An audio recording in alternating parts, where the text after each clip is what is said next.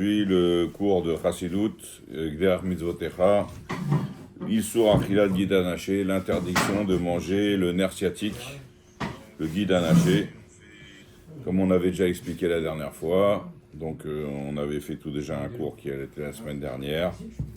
Et là on va continuer le cours. Alors on va revenir un petit peu sur ce qu'on avait expliqué la semaine dernière. On avait parlé la semaine dernière de l'histoire qu'il y a eu entre Yaakov et Esav. C'est écrit dans la Torah, la paracha de cette semaine, qu'il y a eu une dispute entre l'ange de Yaakov et l'ange de Esav. En fait, entre Yaakov lui-même et Esav. Mais en fait, pourquoi il y a eu cette dispute ? Toute cette dispute, elle vient de la jalousie extrême que Esav il avait vis-à-vis de Yaakov. Et en fait, Esav, il voulait avoir le beurre et l'argent du beurre, c'est-à-dire qu'il voulait faire ce qu'il veut, être un homme dans le monde matériel, s'épanouir, avoir le développement matériel, etc. Il voulait être libertin, il voulait faire ce qu'il avait envie, mais il voulait parallèlement garder le contact avec le spirituel et il voulait en fait jouer sur les deux tableaux. Mais comme c'est pas possible, donc il faut faire un choix à un moment. Et donc lui, il n'arrivait pas à rendre compatible le spirituel avec le matériel. Pour lui, c'était deux choses qui étaient opposées, c'était pas possible de... Et donc il a choisi de voir le matériel, mais il avait toujours une vision sur le spirituel, et c'est pour ça qu'il supportait pas que Yaakov s'élevait dans le divin. Il prend sa place, il a pris être le premier-né. Il l'a pas pris, il l'a vendu. Hein. Oui, il a vendu. Mais d'un autre côté, voilà, normalement c'était Esav qui aurait dû être. Il a vendu. C'était Esav qui à l'origine aurait dû l'être. Mais Esav ne l'a pas fait parce qu'il n'avait pas le cran, etc. Et donc il étouffait de jalousie de Yaakov. Et donc c'est pour cela, quand quelqu'un il est jaloux, il veut tout détruire. Voilà. Donc il voulait détruire la spiritualité, il voulait détruire Yaakov. Il était mauvais, tout simplement. Voilà, donc dans la paracha de cette semaine, on nous raconte son combat physique qu'il y avait eu entre l'ange et Yaakov lui-même. Vaillé avec Ish-Imo. Un homme a lutté avec lui, c'est-à-dire ils ont lutté une lutte physique. Et alors le mot vaillé avec vient du mot avak, poussière. Et Rashi lui-même, il explique pourquoi est-ce qu'on parle de poussière. Parce que quand on se combat, qu'on lutte, on traîne les pieds, etc., ça fait monter de la poussière.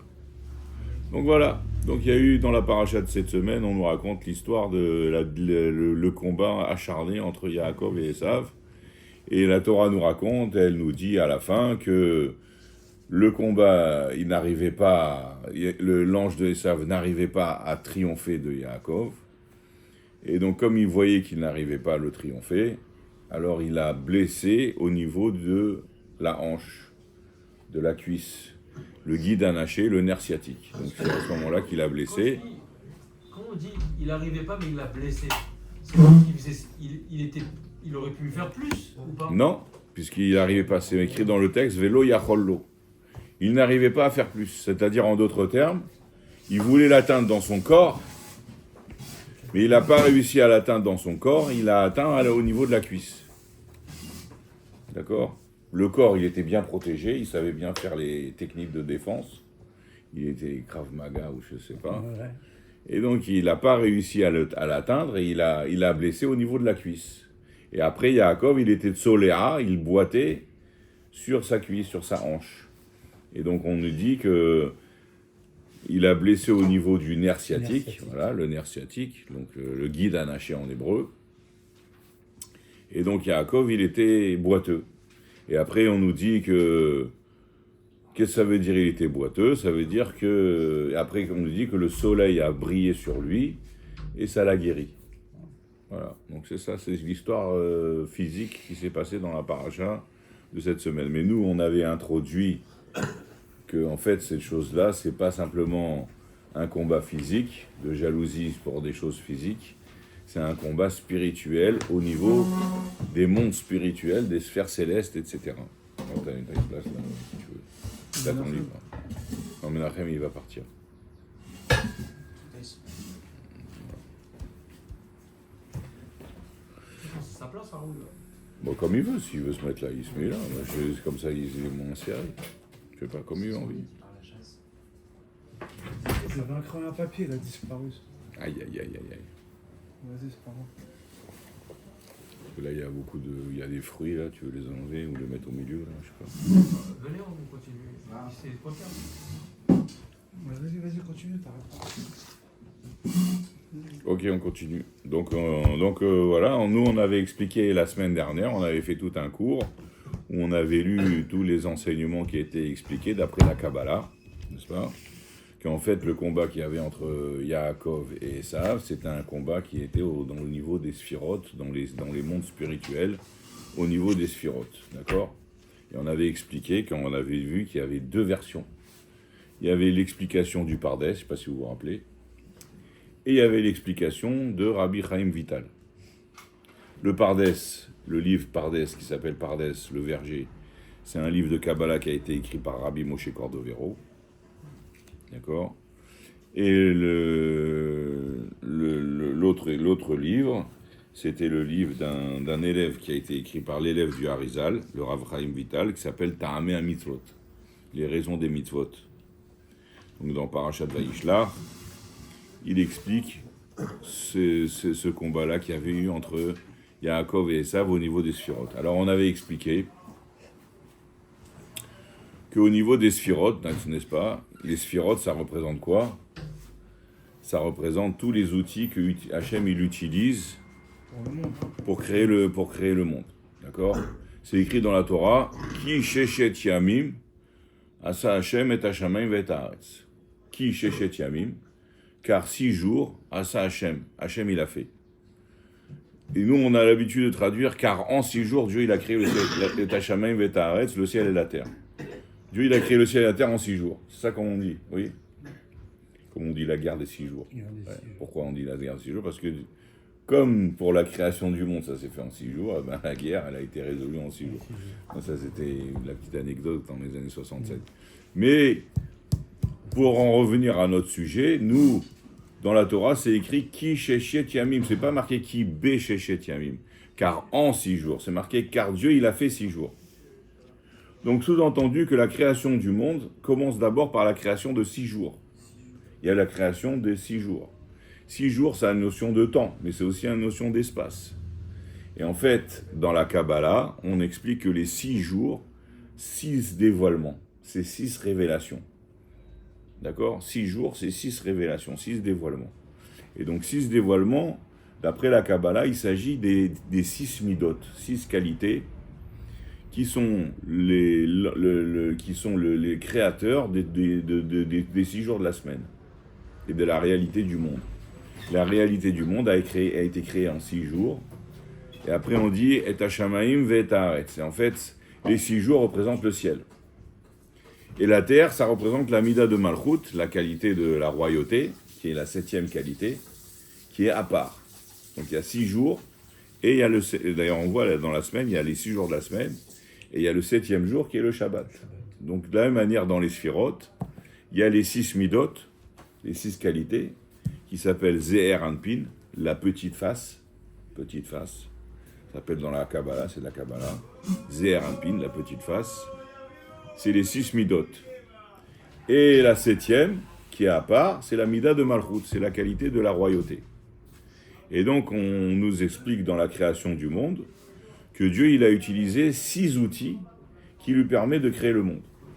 Et les 6 outils sont les suivants, Chesed, Gvura, Tiferet, Netzach, Od et Yesod. Ça, c'est les 6 outils. Chesed, la bonté, Gvura, la rigueur, Tiferet, la beauté, Netzach, le triomphe, Od, la splendeur ou la majesté, et Malchut, la royauté. La royauté. Non. Alors maintenant, tout le monde récite le Patach Eliyahu, là. T'as dit Malchut, c'est Netzach, Od, Yesod. Netzach, Od, Yesod, c'est les 6 qualités. Malchut, c'est le 7e. Non, la majesté. T'as dit 6, et la 6e, t'as dit Malchut. Non, la 6e, c'est Yesod. C'est Yesod, ouais. C'est Yesod. Ah ouais. Yesod, c'est le fondement. Ouais, pardon, excusez-moi. Ouais, excusez. Donc, très bien. Je sais ce que tu vois. Donc, les 6 qualités, on les a connues, et la 7e, c'est Malchut. Très bien. Donc, tout ça, c'est expliqué dans la Kabbalah. Maintenant, on nous dit que dans la Kabbalah, qu'est-ce que je voulais dire? Le corps de Yaakov, c'est. Le corps de Yaakov, dans le Tikkun et Zohar, c'est-à-dire dans le Patach Eliyahu qu'on récite le vendredi après-midi avant Mincha, on dit les 6 midot représentent le corps de l'homme. Chesed, la première des 6 midot, la bonté, c'est droit Yemina, c'est la main droite, le bras droit. Gvura, c'est droit Smala, c'est le bras gauche. Tiferet, ça représente le tronc, le corps. D'accord? Tiferet Goufa. Netzar Ve'od, la sphira de Netzar, ça représente la cuisse droite. Et Od, ça représente la cuisse gauche. Netzar Ve'od, Tren Shokin. Ce sont les 2 cuisses. Et Yesod, la dernière des 6 midot, c'est la bigounette, c'est-à-dire le Siyuma de Goufa. La fin du corps, et donc d'après le langage de la Kabbalah, c'est Od Brit Kodesh, c'est le signe de l'Alliance Sainte. Très bien. Donc finalement, quand le texte de la Torah nous explique que l'ange de Esav, il a frappé Yaakov à la cuisse, ça c'est le corps physique, mais dans les sphirotes, ça représente quoi? Ça représente la mida de Netzar. Oui, puisque Chesed c'est le bras droit, Gvura c'est le bras gauche, Tiferet c'est le tronc, le corps, Netzar c'est la cuisse droite, et Hod c'est la cuisse gauche. Et Yesod, c'est la fin du corps, c'est-à-dire le Hod Brit Kodesh. Donc quand on nous dit qu'il a blessé Yaakov au niveau de la cuisse, n'est-ce pas? C'est ou bien Netzach ou bien Hod, on ne sait pas. Ah, on ne sait pas. A priori, c'est la cuisse, mais laquelle cuisse? Est-ce que c'est la droite ou la gauche? D'accord? C'est ça qu'on avait expliqué la dernière fois, dans le cours de la semaine dernière, on avait introduit ce sujet-là, n'est-ce pas? Donc voilà, donc...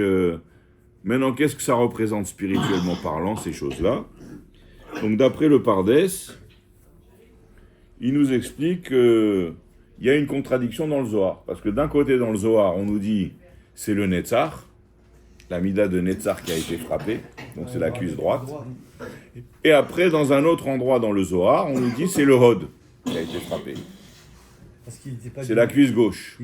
À un moment, il était de face, l'autre côté, il était de dos. Alors attends, c'est très bien ce que tu dis. Bien sûr. C'est très bien parce qu'en fait, on en avait parlé la semaine dernière, dans le cours de la semaine dernière, et on va voir que ça, c'est la version du Rav Chaim Vital. Mais là, on est en train d'expliquer la version du Pardes. Donc, d'après le Pardes, le Zohar a une contradiction. Le Zohar, à un côté, il dit c'est le Mida de Netzar, et d'un autre côté, il dit c'est le Hod. D'accord? La preuve qu'il avait, le Zohar, il a amené une preuve pourquoi c'était Netzar.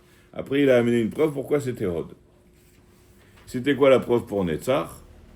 Il dit parce qu'en fait, Netzar, c'est le côté...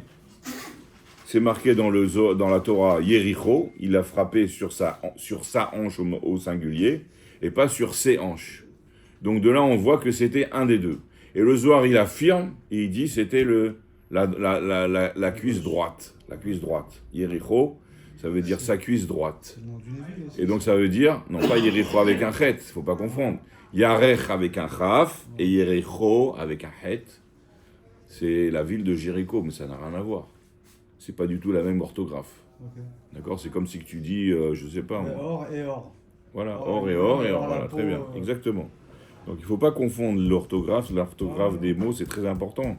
Parce que ça change totalement le sens. Donc là, on est à la page Yudbet, hein, toi, t'es pas à la bonne page. Hein. D'accord? Alors, on continue. Donc ça, c'est ce qu'on avait introduit la dernière fois. Donc on a vu, d'après le Rav Chaim Vital, il y a une contradiction dans le Zohar. Alors comment on explique? Qu'est-ce qu'il dit le Zohar finalement? C'était la cuisse droite ou la cuisse gauche? Après, on va se poser la question, qu'est-ce que ça change si c'était la cuisse droite ou la cuisse gauche, totalement. Et c'est grave, docteur. Ça, c'est la question qui se pose. Mais finalement, non. D'après la Kabbalah, tous les textes de la Torah est très précis. Donc, si on a dit sa hanche, ça veut dire une des deux hanches. Maintenant, il faut savoir laquelle c'est. Et pourquoi c'est important de savoir laquelle c'est? Parce que laquelle c'est, ça va changer sur la leçon qu'on va en retirer. D'après la Kabbalah, il y a toute une conséquence qui va être totalement différente, soit si on dit c'est la cuisse droite, ou si on dit c'est la cuisse gauche. C'est pas du tout la même leçon. D'accord? Donc maintenant, il explique dans le Pardes, il donne un tiroutz. Il dit qu'en fait, l'ange de Esav, il va se bagarrer contre Yaakov, contre le représentant de la Kedusha. Donc c'est les forces du mal qui veulent se bagarrer contre les forces du bien. D'accord? Star Wars. D'accord? Il y a le côté obscur de la force et il y a le côté... Donc les forces du mal, ils veulent tout détruire. Ils veulent détruire tout. Donc ça veut dire quand tu veux détruire quelqu'un, tu veux l'attaquer où? Au cœur. Dans son corps. Ouais, dans le cœur, voilà. Mais il n'arrivait pas.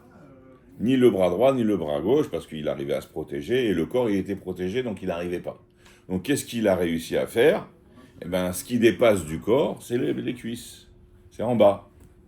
Et donc, il lui a, comme on dit, on lui a fait un coup bas. C'est ça qu'on dit, on a fait un coup bas. Ça vient de là. Faire un coup bas, ça veut dire quand t'arrives pas, le type il sait bien se protéger avec ses mains, il arrive bien à protéger son corps. Le rôle dans les combats, le rôle des mains c'est de protéger la figure et le corps, n'est-ce pas? Donc là c'est sûr que l'ange il n'arrivait pas à atteindre ni la figure, ça c'est sûr, et ni le corps. Spirituellement parlant, ça veut dire l'intellect est intouchable parce que la Torah, Dieu la bénisse, elle a aucune faille dans tout ce qu'elle affirme. Tout ce qu'elle affirme, la Torah, elle a aucune faille. Donc tu peux pas attaquer la Torah sur son terrain. Parce que si tu commences à parler de sagesse et d'intelligence et de connaissance, la Torah, elle dépasse de loin toutes les autres sciences. Donc ça, au niveau de l'intellect, tout le monde est d'accord que les leçons qui sont données par la Torah dépassent de loin toutes les leçons qui existent dans le monde. Donc tu ne peux pas atteindre l'intellect, ça c'est impossible. Alors tu peux atteindre peut-être aussi maintenant les caractères des midotes. Maintenant dans les midotes, il y a deux niveaux. Il y a le niveau au niveau du corps et il y a le niveau au niveau de la cuisse. D'accord? Et là on va analyser qu'est-ce que ça représente. Donc les midotes, les caractères au niveau du corps, c'est les caractères qui découlent des enseignements de la Torah. Ça, on ne peut pas non plus les toucher. L'ange de Esav n'arrive pas à les toucher. Puisqu'il a vu qu'il n'arrivait pas à l'atteindre à ce niveau-là, donc il a attaqué par le bas. Il lui a fait un coup bas. C'est clair? Donc, il a atteint les cuisses. Maintenant, quelle cuisse? La cuisse droite ou la cuisse gauche? D'après le Zohar, une fois c'est la droite, une fois c'est la gauche. Donc, il faut comprendre. Donc, comme on avait expliqué, le Pardes, il a donné une interprétation. Et il a dit qu'en fait... La cuisse droite, ça fait partie de la branche, ça fait partie de l'embranchement du chesed, de la bonté. Il y a le chesed, qui est la bonté, et elle, une branche qui va sortir de elle, c'est le netzach, la cuisse droite. Et la gvora, qui est la rigueur, la main gauche, le bras gauche, un embranchement de elle, une branche qui sort de lui, c'est le hod, n'est-ce pas? Alors maintenant, qu'est-ce qui s'est passé? L'ange de Esav, il veut détruire ces valeurs-là qui sont été créées par Yaakov, qui sont véhiculées par Yaakov. Il veut les détruire. Mais qu'est-ce qu'il veut détruire? Il veut détruire... Comment est-ce qu'il fait pour détruire? Eh bien, il va utiliser l'argument, pourquoi est-ce que moi, je suis moins bien que Yaakov? Pourquoi est-ce que moi, Esav, je suis moins bien que Yaakov? On a le même père, on a la même mère, les deux, on est des jumeaux, on provient de la même source.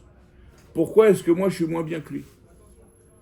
Donc quand tu poses la question pourquoi est-ce que moi je suis moins bien que lui, automatiquement tu viens te plaindre à quelqu'un. À qui tu te plains? À l'autorité supérieure.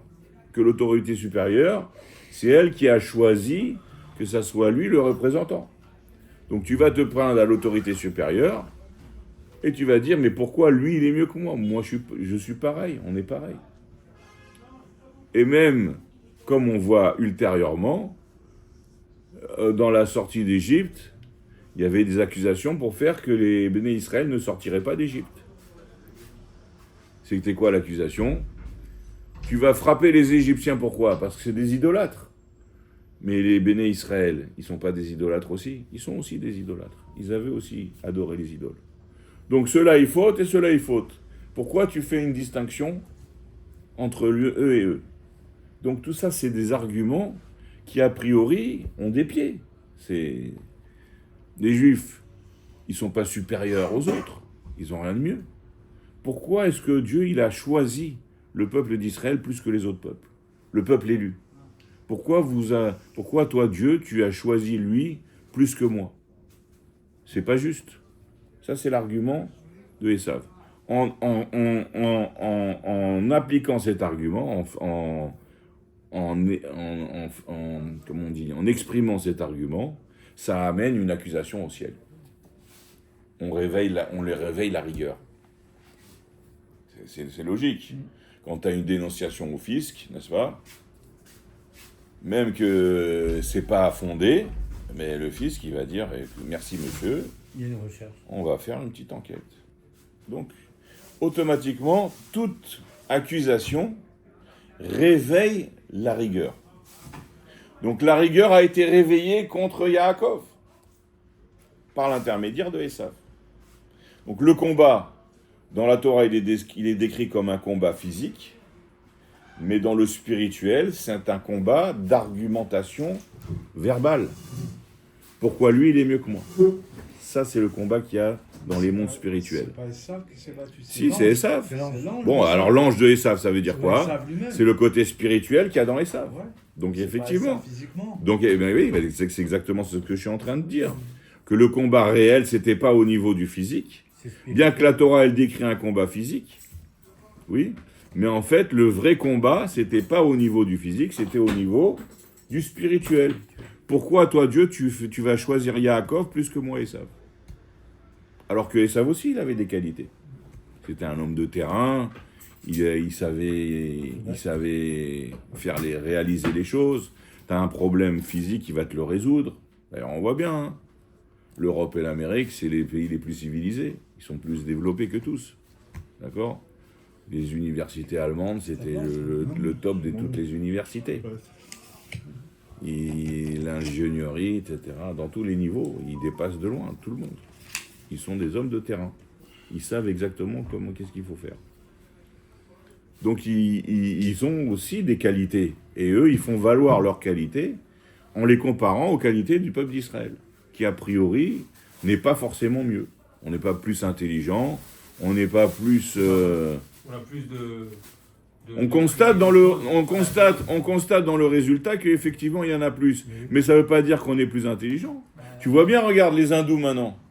Les hindous en Inde, ils ont des ingénieurs qui sont 100 000 fois mieux que maintenant que les universités qui sont produits par les meilleures universités de Yale et Harvard, etc. Donc un homme, il a un cerveau. S'il veut se développer, il peut se développer. Donc tout le monde a les mêmes capacités. Les gens, ils aiment bien dire, ouais, ceux-là, ils sont comme ci, ceux-là, ils sont comme ça. Mais c'est pas vrai. Si tu regardes là, théoriquement, on est tous faits pareil. Tous, on a Dieu bénisse, On a tous les une mêmes tête, membres. une Ils tête. n'ont pas les mêmes développements, les membres. Mike Tyson, il n'est pas comme moi. Effectivement, moi, tu parles dans le détail. Même un mec mais intelligent, je ne suis pas comme... oui, effectivement, tu parles dans le détail. Mais d'une manière globale, quand tu fais une analyse générale, tu vas dire, tu crois que chez nous, il n'y a pas des idiots? Bien sûr, Alors, il y en a partout. Donc, des idiots, il y en a partout. Des gens hyper intelligents, il y en a partout. Et des mecs moyens. Et des mecs moyens, il y en a partout. Bah oui. Les gens qui ont du talent, ils ont du talent dans tous les endroits. Donc ça, c'est...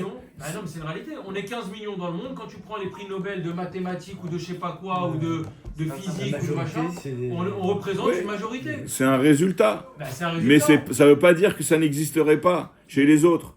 Ça veut dire qu'en d'autres termes... On est 15 millions sur 7 milliards et quelques d'habitants. Alors on peut aussi interpréter de dire parce que c'est Hachem, il nous a choisis. Ben oui, et donc justement, ça vient dans la balance de l'argumentation. C'est pas juste. Pourquoi est-ce que nous aussi on a l'intelligence? Pourquoi est-ce qu'on n'a pas les prix Nobel? Pourquoi? Donc c'est l'argument. On n'est pas égaux, c'est comme ça. Alors justement, mais lui, il accepte pas. La jalousie, ça l'étouffe. Mais t'as pas vu la référence? Et ça, c'est pas une référence dans ce qu'il accepte ou pas. Bah oui, mais voilà, c'est ça. Nous, on est en train de citer qu'est-ce que la Torah nous raconte. Oui, bah, donc on est en train d'essayer de comprendre. Tu diras. Oui. Tu dis on n'est pas supérieur. Mais si, on est supérieur. On est supérieur. Matériellement et spirituellement, on est supérieur, on a plus de commandements. Oui, mais... On a 620 commandements, ils en ont 7. Ça, c'est déjà une supériorité. Et au niveau matériel, on est supérieur, puisque quand tu fais au prorata, mais 0,2, voilà, donc ça, et tu prends tout alors tu viens dans... Alors, intellectuel, on représente plus que 0,2. Très bien. Alors maintenant, on va dire, voilà, c'est ça. C'est ça pourquoi ils sont supérieurs. Pourquoi? C'est pas juste. Moi aussi, j'ai envie d'être. Ben, t'as envie, moi aussi. Voilà. Et donc, pourquoi toi, Dieu, tu les as choisis et pas nous? Voilà, c'est tout. Ah, d'accord, je te suis. Ça, c'est la dispute. Ça, c'est la dispute. Maintenant, cette dispute-là, dans les mondes spirituels, elle s'est concrétisée qu'il y a eu une blessure qui est sortie de ça. Il y a eu une blessure. C'est-à-dire qu'en d'autres termes, l'accusation qui est venue du ciel, elle a eu un effet maléfique sur Yaakov. Il ne pouvait pas toucher le corps de Yaakov, c'est-à-dire le bras droit, le bras gauche et le corps. Ça, il ne pouvait pas toucher. Mais comme les jambes, c'est en dehors du corps, c'est la partie plus difficile à défendre, alors là, il a réussi à toucher. Il a touché Netzach. Et Od aussi, les deux. Les deux jambes, les deux cuisses. Mais simplement, il explique le Pardès, je ne sais pas si vous vous rappelez, le Pardès, il a dit, comme le Netzach, il est une ramification de la branche du Chesed, et que le Chesed représente la bonté, donc au début, il y a eu la rigueur qui s'est tombée sur lui, mais comme lui, sa nature, c'est d'être dans le côté bonté, ça s'est réparé. Et par contre, après, on est passé du Netzach, on est passé dans le Hod. Et après, dans le Hod, comme le Hod lui-même, il fait partie de la branche de la rigueur, eh ben on l'accuse, et ben il reste dans l'accusation. Il a dit, t'as raison, ben prends sur la tête, et voilà. Donc la blessure, elle est restée dans le Hod. Et donc c'est pour ça que d'après le Pardès, l'attaque, elle était sur les deux jambes, mais simplement, comme la jambe droite, elle a une facilité à guérir plus rapidement, donc elle a guéri immédiatement. Tandis que la jambe gauche, c'est là qu'elle est restée boiteux. Il est resté boiteux de la jambe gauche. Ça, c'est ce que le Pardès, il explique. Maintenant, après, on a rapporté l'explication du Rav Chaim Vital, qui est marqué dans Ta'amei HaMitzvot, que lui, il explique que l'attaque du l'ange de Esav, elle était uniquement sur la cuisse droite. Et pourquoi ça a touché aussi la cuisse gauche, mais pas la cuisse gauche de Yaakov, la cuisse gauche du féminin de Yaakov, de la Malchut, de la royauté, c'est-à-dire de la 7e Mida, la 7e qualité. Et pourquoi? Parce que la 7e qualité représente le côté féminin. Et comme on dit, Yaakov, il est l'incarnation de Adam Arishon, et le côté féminin, c'est Chava, Ève, Adam et Ève, n'est-ce pas? Et maintenant, à l'origine de la création, quand Dieu il a créé l'homme, il a créé mâle et femelle, c'est écrit dans le texte. Ça veut dire qu'ils étaient les deux créés, l'homme et la femme en même temps. Et ils étaient siamois, et ils étaient collés dos à dos. Donc quand on est collé dos à dos, la cuisse droite de l'homme, c'est la cuisse gauche de la femme. Donc en frappant sur la cuisse droite du masculin de Yaakov, il a blessé en même temps la cuisse gauche du féminin de Yaakov. Et donc c'est pour cela que dans la Malchut, parce que qu'est-ce qui nous concerne à nous? Donc les flux divins que nous on reçoit, ils passent d'abord par les 6 midot, mais ils passent aussi par la Malchut. Donc pour nous qui sommes sur le plancher des vaches sur la terre, ce qui va nous influencer plus, c'est le côté de la Malchut. Et donc c'est plutôt la cuisse gauche qui a été touchée. Malgré qu'à l'origine, le vrai coup, il a été porté sur la cuisse droite de Yaakov. Ça, c'est la différence entre le Rav Chaim Vital et le Pardès. Maintenant, puisqu'il y a ces deux explications, celle du Pardès et celle du Rav Chaim Vital, les deux, c'est des grands kabbalistes et qui sont tous les deux des autorités compétentes. Alors, dans cette mitzvah-là, il va y avoir chapitre 1 et chapitre 2. Chapitre 1, on va expliquer la version du Pardès. Chapitre 2, on va expliquer la version du Rav Chaim Vital. Ok? On a bien remis les choses dans le contexte. Ah, c'est clair. C'est clair? Alors maintenant, on va commencer le chapitre 1 dans la page 24. C'est la page 24. Donc ceux qui veulent suivre, page 24. Veine, voici.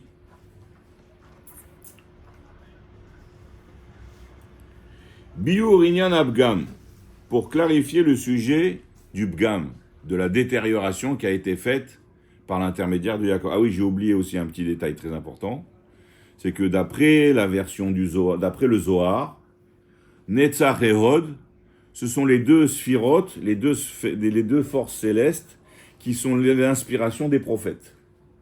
Et comme Esav, il a détruit, détérioré ces deux sphirotes-là, la prophétie s'est arrêtée. Et c'était que au temps de Shmuel qui, lui, a réussi à réparer la prophétie, n'est-ce pas? Alors, qui lui a été capable de réparer Netzach et Hod dans le monde spirituel. C'est pour cela qu'à partir de lui, la prophétie elle est revenue. Alors on avait posé la question, comment ça se fait qu'il y avait Moshe, comment ça se fait qu'il y avait Aaron. Finalement, j'ai vu encore pire, dans les Shoftim. Parce que dans le livre du Tanakh, il y a Yehoshua. Le premier livre du Tanakh, c'est le livre de Yehoshua, le livre de Josué. Yehoshua, c'était un prophète. Mais comme on avait expliqué, c'était l'extension de Moshe Rabbeinu. Donc Yehoshua, c'est un prophète. Mais après, il y a un deuxième livre qui s'appelle les Shoftim. Les juges. Mais les juges, c'est pas des prophètes. Et après, il y a eu le Sefer Shmuel, le livre de Shmuel, dans le Tanakh. Et les vraies prophéties ont commencé à partir de Shmuel. C'est Shmuel qui a été celui qui a réparé la prophétie en réparant Netzach et Hod, c'est-à-dire que la conséquence de l'attaque de Esav sur le peuple d'Israël, c'est elle qui a fait qu'il n'y a pas eu de prophétie pendant presque 500 ans. Maintenant, j'ai eu une question. Moi, la dernière fois, j'ai ouvert le livre de Shoftim et on voit par exemple Dvorah. Et c'est écrit dans le texte, Dvorah Isha Nevia. C'était une femme prophétesse. Donc il faut se casser la tête pour trouver qu'est-ce que ça veut dire qu'on dit d'après la Kabbalah que la prophétie s'est arrêtée. Puisqu'on voit que Dvorah, qui était dans la période des Shoftim, elle est marquée dans le texte comme prophétesse. On va réfléchir là-dessus. On va voir quand. Yosef, il n'était pas prophète, Yosef? Yosef, c'est avant. Ah non, Yosef. C'est son fils? Oui, c'est le fils de Yaakov. Mais peut-être qu'il a eu la prophétie avant. Prophétie, les rêves. Alors les rêves, c'est pas vraiment la prophétie. La prophétie, ça veut dire que Dieu, il se révèle dans un rêve, effectivement. Il se révèle dans un rêve, mais il parle à la personne, il s'adresse à lui. Là, il lui a envoyé un rêve il a interprété un rêve, c'est pas une prophétie. Mais même lui, il a fait des rêves. C'est l'esprit prophétique. La vraie prophétie, c'est qu'il parle carrément. Voilà, la vraie prophétie, c'est que Hachem, il s'incarne en toi. Moshe, c'était pas en dormant, c'est en live. Oui, il n'y a que Moshe qui Mais non, Abraham, Yitzhak, Yaakov. Mais Abraham, c'était avant. Abraham, c'était avant. Je viens de dire. Mais il a dit personne n'a eu de prophétie. Mais il n'y a eu aucun prophète à part Moshe où Dieu lui parlait. Mais si, il leur parlait. Dans des rêves, dans des songes. Rêves. Il leur parlait. Mais il parle. Il parle en direct. Abraham, sache que tu vas te développer. Il lui a parlé. Il lui a pas envoyé des épis et du soleil et de la lune et des vaches. Et tu dois interpréter les vaches et le soleil et la lune. Ou les étoiles. C'est pas pareil. La prophétie, c'est un message direct. Ouais, disons, on va dire comme Pas ça. indirect que tu es réveillé. Oui, il dort et Dieu lui parle. Il dort pendant qu'il lui parle. Okay. Tandis que Moshe, il n'avait pas besoin de dormir. Il parlait, il rentrait, il se parlait. Mais ça s'appelle une prophétie, ça ou ça. Tandis que Yosef, c'est pas une prophétie. Donc on va s'approfondir là-dedans. On va s'approfondir là-dedans. Non, ça, je sais pas. Mais en tout cas, c'est ce qu'il affirme dans la Kabbalah. Dans le Zohar, il affirme ça. Dans le Zohar, c'est affirmé que la prophétie s'est arrêtée à cause de l'attaque de Esav. Esav, la conséquence de son attaque a fait que la prophétie s'est arrêtée. 500 ans. Pendant 500 ans, oui. Puisque la période des Shoftim... Pas l'histoire de Dvorah, parce que dans le texte, c'est écrit Dvorah, Isha Nevia. Je t'ai dit, à part cette histoire de Dvorah. Oui. À part l'histoire de Dvorah, à part le Dvorah, que a priori c'était... Et même, on voit dans les juges, quand même, il parlait, on voit que Hachem, il parlait aux juges. Ouais, donc, mais les juges, on va dire que c'est pas la même chose de parole, on va dire que c'est une prophétie d'un niveau inférieur. Il faudra analyser pour voir dans le détail, c'est quoi la différence entre un juge et un prophète. Un juge, un prophète. Sauf que là, on dit... En fait, on peut expliquer comme ceci. Un juge, c'est quelqu'un qui, par son propre jugement, déduit des choses. Oui. Maintenant, par son propre jugement, on peut déduire des choses extraordinaires. Maintenant, nous, quand on va déduire par notre propre jugement des choses, ce sont des choses anodines. Ne mets pas ta main dans le feu, traverse au rouge. Je peux répéter ce que tu viens de dire, j'ai pas suivi. Ce que je voulais dire, c'est que un juge, on va dire un juge, c'est quelqu'un qui est capable, par son propre jugement, de déduire des conséquences ou bien des conclusions qui sont extraordinaires. Ça, c'est un juge. C'est-à-dire que nous, aussi, on a notre manière de juger les choses. Comment on se comporte vis-à-vis de notre entourage, c'est en fonction de notre jugement. On a mis une fois la main au feu, on sait très bien que quand on va remettre la main au feu une deuxième fois, ça va brûler. Donc, par notre jugement, on a fait des déductions. Et même un juge, maintenant, actuellement, quand il juge, il va écouter les plaidoiries, l'accusation, la défense, et il va juger. Mais son jugement va être quoi? C'est le produit de son intelligence. Maintenant, le produit de son intelligence, il va déduire des fois des choses qui sont bien bénéfiques. Par exemple, moi, pour ma juge à moi qui met un truc, elle a trouvé des failles que moi je n'avais pas vues. Un juge, il a quand même une compétence supérieure par rapport... C'est un professionnel. Voilà. Et donc, il peut, par son jugement, arriver à dégager des idées ou des choses qu'une personne lambda ne voit pas. Donc maintenant, on va dire qu'un juge du temps de Vora, etc., ils avaient un niveau de déduction de leur cerveau qui était décuplé par rapport à la normale. Et donc, ils arrivaient à tirer des conclusions qui, pour nous, paraissent des prophéties, mais en fait, c'est pas la vraie prophétie, comme si c'était une révélation du ciel, quoi. On va dire comme ça. On va dire peut-être c'est comme ça qu'il faut interpréter. Maintenant, il faut un peu s'approfondir un peu plus, mais en tout cas, ça, c'est une affirmation du Zohar, que à cause de l'attaque de Esav, la prophétie s'est arrêtée. Stop. Il y a eu un arrêt net de la prophétie dans le monde. Et d'ailleurs, on comprend. Parce que Esav lui-même, il est jaloux de Yaakov. Yaakov représente le côté spirituel. Attends, je suis obligé de couper. Oui? Quand on a reçu la Torah, on n'était pas tous prophètes? Oui. Oui, non, au contraire. Tout le peuple juif. Hein? Tout le peuple juif. Oui, mais ça, c'est une révélation ponctuelle. C'est pas qu'on est devenu nous-mêmes. Un prophète, c'est quoi qui fait la différence entre un prophète et une personne lambda? C'est Dieu qui peut lui parler. Hein? Je lui parle. Par exemple, comme dans la Torah, on nous dit, il y avait Eldad ou Medad mitnabeim bamachane. Tu connais cette histoire? Marquée dans la Torah? Quand il y a eu l'histoire avec... C'est marqué où? C'est marqué dans quel paracha? 500 ans. Pourquoi? Mais 400 ans. Non, mais, je sais pas. mais Moshe, il a eu... 400 ans, c'est avant Moshe ou après Moshe alors? Hein? Après. Non, à partir du moment de Yaakov. Oui, d'accord, mais Et ça, combien d'années, combien de siècles il y a entre Moshe et Yaakov? Pas beaucoup. Combien Alors, de Moshe, générations? Mais Moshe, il était C'est ce prophète. qu'on dit déjà. Non, mais 10 générations. Mais on Ouais, avait c'est répondu sympa, ça. On avait répondu ça. On avait dans le cours de la semaine dernière. Si tu veux, le cours de la semaine dernière, il est enregistré et tu peux le trouver sur chassidut.org. il y a eu aussi Eldad et Medad, pareil. Hein? Alors voilà. Ben Donc ça veut dire... Oui, mais ça c'est exceptionnel. Que ça veut dire que Eldad ou Medad mitnabeim bamachane, c'est parce qu'en fait, eux, ils ont reçu une émanation de Moshe Rabbeinu.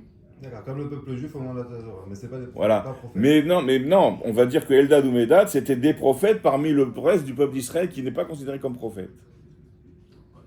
Tu comprends ce que je veux dire? Donc, il y a eu des... ok. C'est-à-dire qu'en Moshe d'autres qui lui a- termes, qui leur a transmis même par- au niveau du peuple Moshe d'Israël, Yeshua, c'est tout, il a dit. Moshe Yeshua. oui, même au niveau du peuple Voilà, d'Israël, dans le- même au niveau du peuple d'Israël, qui avaient tous assisté au don de la Torah, dans le peuple d'Israël, il y a eu Eldad et Medad qui étaient considérés comme des prophètes.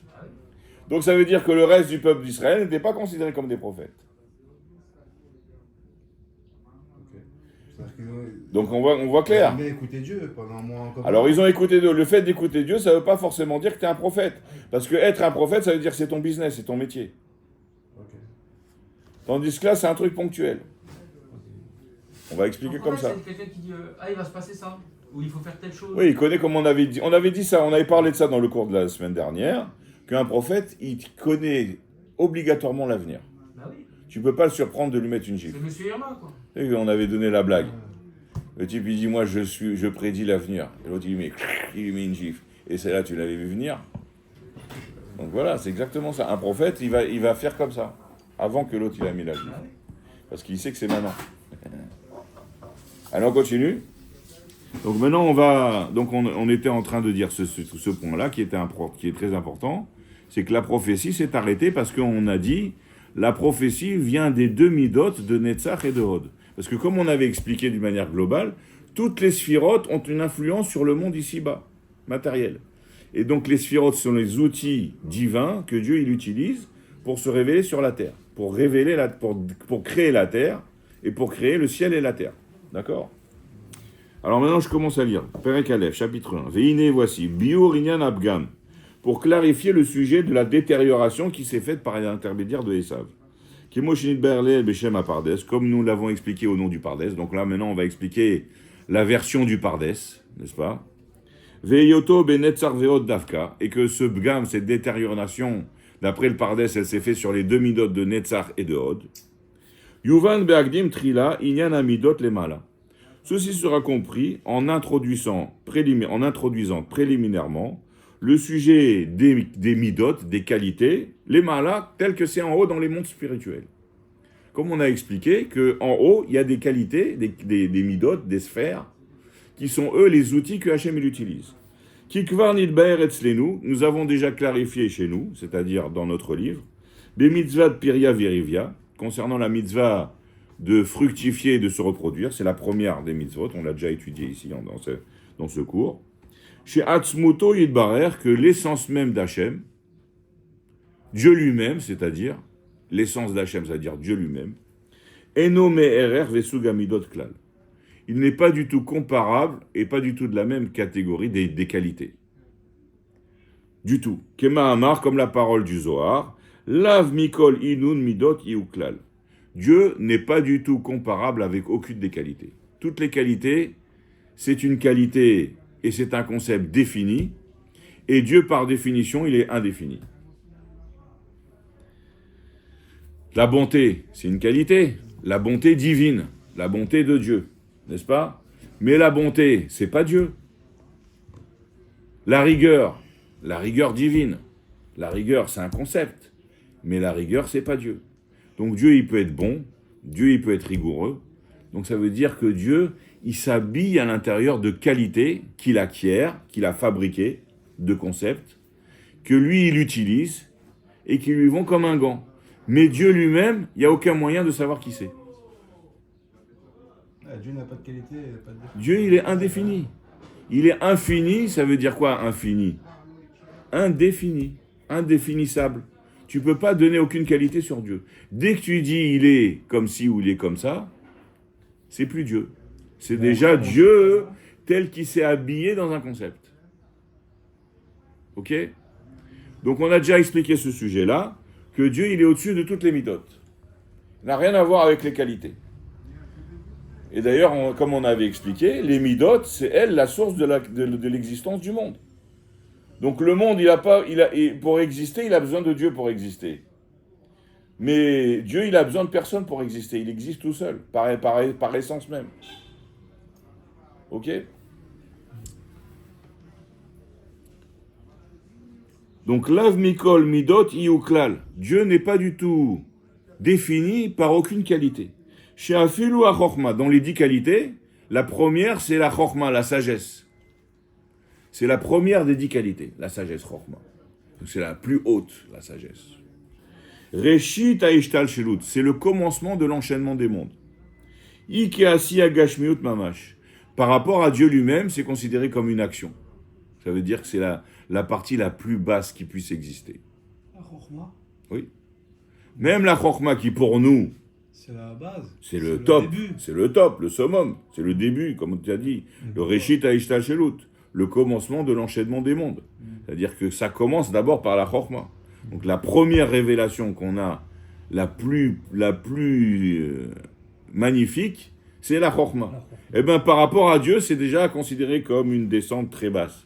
C'est une action. C'est genre, il fait une petite pichenette. La sagesse. Voilà. Etzlo Yidbarer, chez lui qu'il soit béni. Et là, Dea Pikat. Alors, qu'est-ce qui se passe ? Alors, d'où ils viennent les 10 sphirotes ? Dea Pikat Asartikunin. Tu as fait sortir les 10 ornements. Tikunim en araméen, ça veut dire 10 bijoux. La picade, c'est quoi ? Tu as fait sortir. Apikat, ça veut dire tu as fait sortir. Asar Tikunin, les 10 ornements, les 10 bijoux. Il y a 10 bijoux. Vekarinan Leon et Asar Sephiran. Ça, c'est marqué dans le Patach Eliaou, que vous dites tous les Shabbat. mincha avant Shabbat. Les Karinan Léon, c'est 10 tikkunin, Karinan Léon, Korim Lahem, on les appelle, Aser Sephiran, les 10 sphirot, donc les 10 sphères. Les 10 sphères, c'est comment nous on les appelle. Mais à l'origine, c'est des tikkunim, c'est des ornements. C'est-à-dire comme Dieu, il a une médaille, c'est un bijou. Il a une bague, un collier, il a ci, il a ça. C'est des ornements pour lui. Donc les 10 sphirotes, c'est considéré comme des ornements qui appartiennent à Dieu, que Dieu il a acquis. Il les a fait sortir à Picat. Tu les as fait sortir. Ils sont sortis du chapeau, comme le magicien qui fait sortir du chapeau. Parce que Dieu, il est capable de créer à partir du néant. À partir de rien, il fait exister des choses. Donc la première chose que Dieu il a fait exister, c'est ces 10 qualités, c'est les 10 sphirotes. Tu les as fait sortir, n'est-ce pas? Et nous, on les appelle Asara Sphiran, les 10 sphirotes, les 10 sphères. Et à quoi elles servent ces 10 sphères? Le'anhaga be'on almin, que grâce à cela, les mondes vont être conduits. Comment ça va organiser l'existence des mondes? Les mondes s'organisent, ils existent, ils marchent, il y a un ordre bien précis, il n'y a pas d'explosion atomique qui fait tout détruire, il y a un équilibre qui est fait. Les scientifiques ils disent que si la vitesse de rotation de la Terre par rapport à, etc., elle était modifiée de 0,0001, ça serait totalement un autre monde.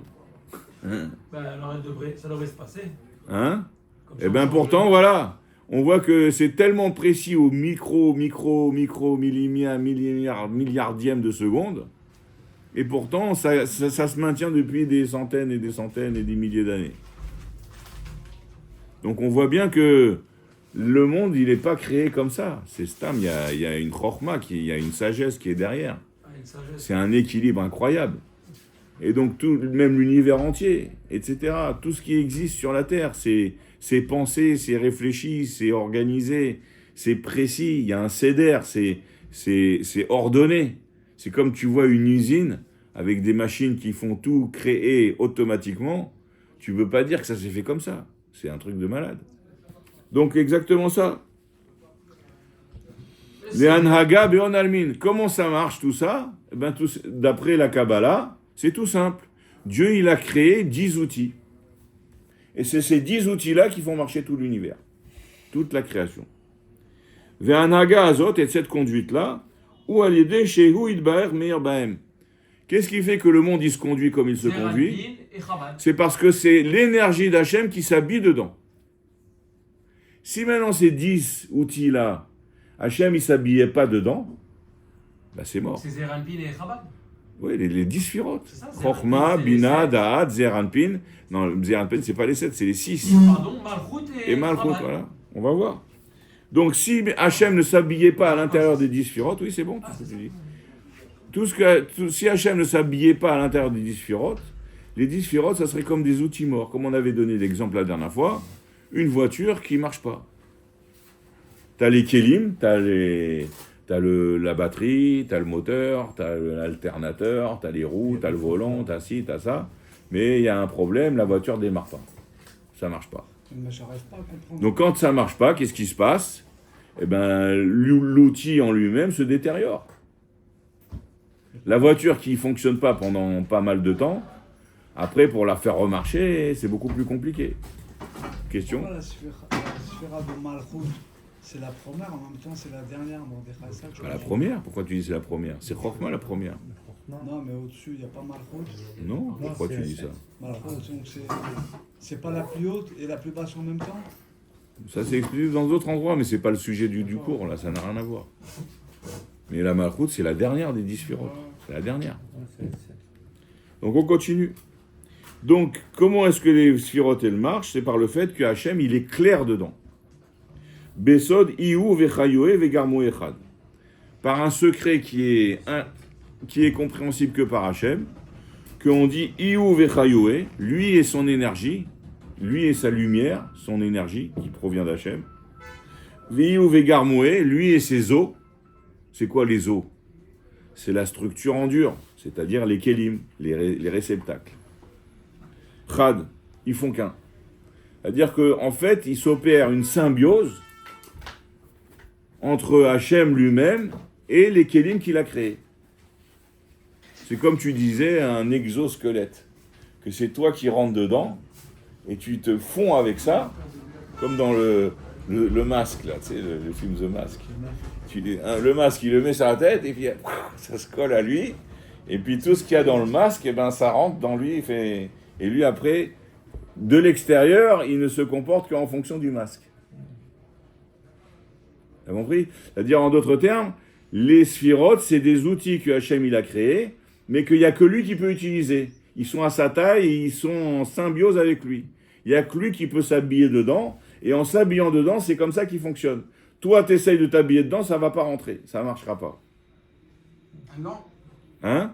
C'est un gant à la taille de Dieu, qu'il n'y a que lui qui peut. C'est pas simplement que la taille, c'est que c'est même la matière elle-même, elle ne reconnaîtra que... C'est comme la clé, là, quand tu mets la clé dans le contact avec un truc électronique, là, Ouais, il fait que ça ne marche pas si c'est pas la bonne clé. Même si tu as refait physiquement, tu as refait la même clé, mais il n'y a pas la puce dedans, ça ne va pas démarrer. Il y a un truc supplémentaire qui fait que ça rentre en symbiose avec Hachem. Donc il n'y a que lui qui peut s'habiller dans les sphirotes. Les sphirotes, ce sont des outils qui sont utilisables que par lui. Quand on fait la tzedaka, on C'est s'habille lui-même. pas avec lui à travers, parce qu'il nous donne les Torah Mitzvot pour Mais c'est s'habiller à lui-même. travers les kilim qu'il nous donne. Ok, peut-être, je sais pas, Mais c'est on n'est pas en lui-même, train. Hein? c'est lui-même. Oui. Même si s'habille, c'est lui-même. Ah non, c'est Bah pas- oui, effectivement, tout provient d'Hachem. C'est lui-même. Effectivement, comme tu dis, la tortue avec sa carapace. C'est lui-même. La carapace de la tortue, c'est la tortue elle-même. C'est lui-même. Mais c'est un habit, voilà, c'est exactement la tortue et sa carapace. La carapace, c'est un habit qu'il n'y a que la tortue qui peut mettre dedans. Une autre personne ne peut pas se mettre dans la carapace Mais de la la carapace, tortue. ça va pas faire la tortue. Effectivement. Parce que sans la carapace, Exactement. la tortue, elle reste. C'est exactement Et ça. sans la tortue, la carapace, elle n'existe Très pas. très bien. Très très bien. Ça veut dire exactement. C'est-à-dire qu'il y a le masque et il y a Hachem. Hachem lui-même tel qu'il est, il est inconnu. Quand il met le masque, eh ben, il porte un certain visage. Et donc, par l'intermédiaire du masque, il se révèle. Exactement ça. Comme Shekatav Rambam, comme le Rambam lui-même il a écrit. Sheu ayodea, veu ayadua, veu adea atzma. Hachem, quand il regarde, il n'a pas besoin de regarder les informations. Il n'a pas besoin de regarder la télé pour avoir les informations. Ou un Mada ou un Mouda. Pourquoi? Parce que les informations, ça veut dire quoi? Quand moi je regarde les informations, il y a l'information, il y a moi, et il y a l'appareil qui me transmet l'information. D'accord? Donc, il y a trois entités. Il y a la connaissance, il y a le connaisseur, et il y a le fait que moi je connais. Yodéa, je connais, celui qui connaît. Mada, la science, n'est-ce pas? Regarde.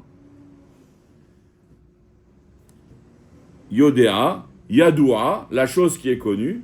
Veadéa et la connaissance. Donc il y a la connaissance, il y a la chose qui est connue et il y a celui qui connaît. Il y a trois entités qui sont fusionnées en une seule personne. L'intellect dans les trois temps. Et donc à quoi ils servent les 10 sphirotes? Ce sont des outils qui permettent, Nimshach, ça va être attirer, or, une lumière, Ve'achayut et une vitalité, les Nivraim aux créatures, Meolam ve'adolam, du monde à un autre monde, Be'em Saout Asphirot par l'intermédiaire des sphirotes. Ve'em anikravim kelim, et c'est ça qu'on appelle les kelim, les réceptacles, les vases. Ve'ine Asphirot, et voici les sphirotes, Em Yud, il y en a 10. C'est quoi les 10 sphirotes? Chabad, Chagat, Nahi, Imam Malchut. Chabad, c'est Chochma, Bina, Da'at, sagesse, intelligence, connaissance. Chagat, c'est Chesed, Gvura, Tiferet, bonté, rigueur et beauté. Nahi, Netzach, Hod, Yesod, triomphe, majestuosité. Non, et Yesod, c'est le fondement. Imam Malchut, avec la royauté. Avec la royauté. C'est la 10e. Qui a doigt comme c'est connu. Vegam kol mida meyudelu. C'est splendeur. Hot, c'est splendeur, ouais, si tu veux. Majestueux, ouais. Il y a différentes traductions. Mais... Ouais, splendeur, effectivement. Vegam kol mida meyudelu. Toute mesure de ces 10 là, kloula miyud. elle englobe les 10 autres. Comme on avait expliqué ça déjà plusieurs fois, dans la Kedusha, dans la sainteté, chacune des sphiras n'est pas limitée à elle-même. Elle contient toutes les autres aussi en même temps. Et elle-même, elle est englobée dans les autres. Elle s'englobe avec les autres. Veder klal est d'une manière globale, nechleku les gimel prinot. Chaque sphira, elle a trois concepts, elle a trois mesures. Il y a ce qu'on appelle roche, la tête, tor, le contenu, l'intérieur, et sof, la fin. La tête, c'est la première partie. Le milieu, c'est le tor, l'intérieur. Et la fin, c'est le sof. Et ça, si je vois, ça fait la gematria, je veux dire, l'abréviation, seter, caché. Seter, c'est sof, tor et roche. Qu'est-ce que ça représente, ça? Shem Chabad. Chabad, c'est quoi? Chochma Bina Da'at, c'est les trois premières. Donc c'est le roche, la tête, l'intellect. Prinat roche. Chagat, c'est les trois midot qui sont au milieu. Prinat tor, c'est le contenu, c'est le milieu. Venahi, Netzachod Yesod, c'est Prinat sof, c'est la fin. C'est les jambes, en dehors du corps. Viwalder Machal, si on donne un Machal, pour comprendre que ça représente ces trois niveaux-là, Midat HaChesed. On va donner un exemple sur la qualité de la bonté. On va voir que dans la bonté, il y a la tête, il y a le milieu et il y a la fin. Ça veut dire quoi? Des fois, une personne, elle fait le bien à une autre parce qu'il l'aime. Et pourquoi je l'aime? Parce que je le connais. J'ai vu qui c'est.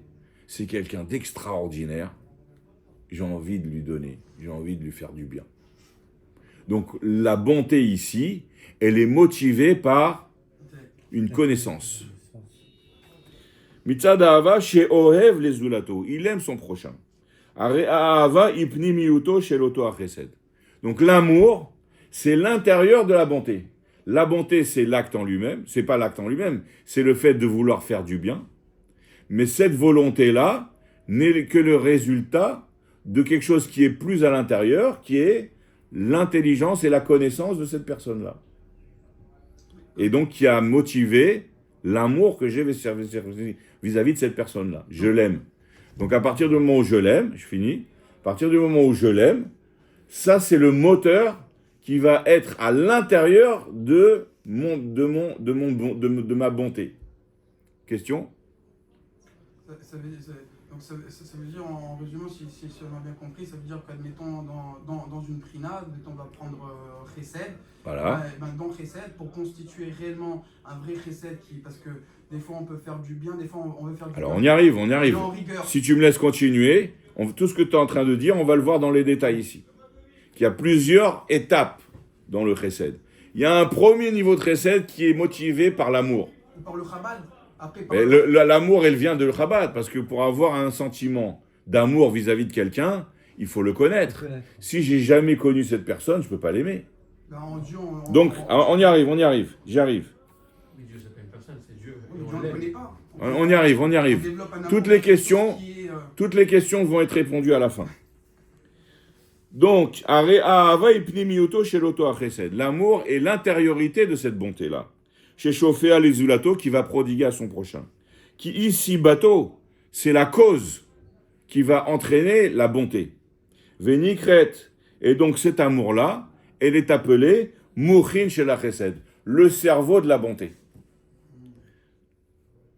Klomar, c'est pour nous dire, Prinat Ta'am, le concept de raison, de goût. Raison et goût, c'est la même chose. La raison, c'est le goût de la chose. Les Metziat HaChesed, sur le fait qu'on a prodigué ce bien.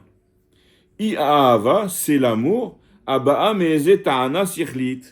D'où elle vient cet amour? Parce que j'ai un argument intellectuel.